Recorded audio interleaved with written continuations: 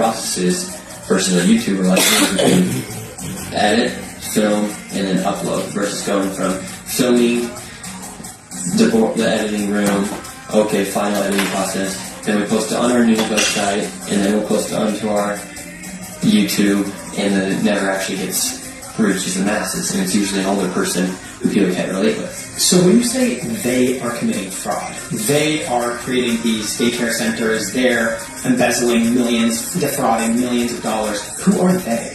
The government in Minnesota, the people at the Capitol, because they're the ones writing the checks, they know that fraud is taking place, because they have all of the violations, they have all of the many times where a lot of these daycares are ran by the same person, and then 89% of the population that is committing the fraud is Somali. In terms of fraud, can you walk us through the flow of money step by step in terms of who applies, who pays the money, who is behind that payment, who audits this, and who investigates it? So with the fraud, all the checks are being written from the Capitol. They're all being written from the people inside of the Capitol of Minnesota.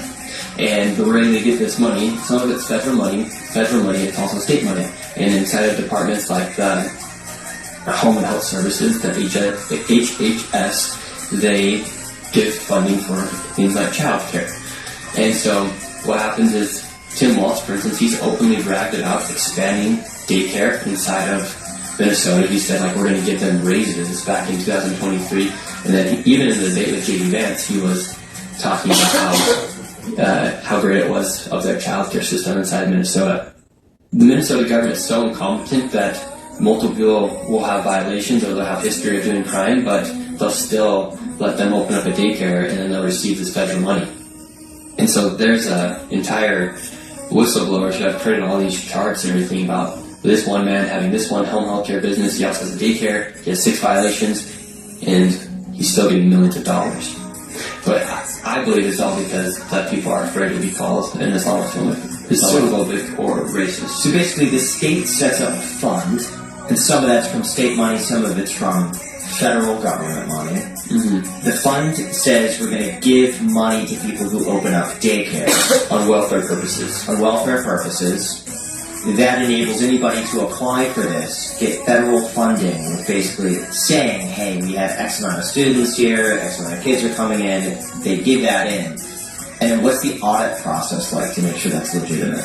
Yeah, that's the problem, and that's why the fraud's been able to go on for so long. Nobody really knows exactly how that audit process has been working, because they've been enabling fraud for so long. Tim Walz has openly said that we've been fighting fraud since 2019.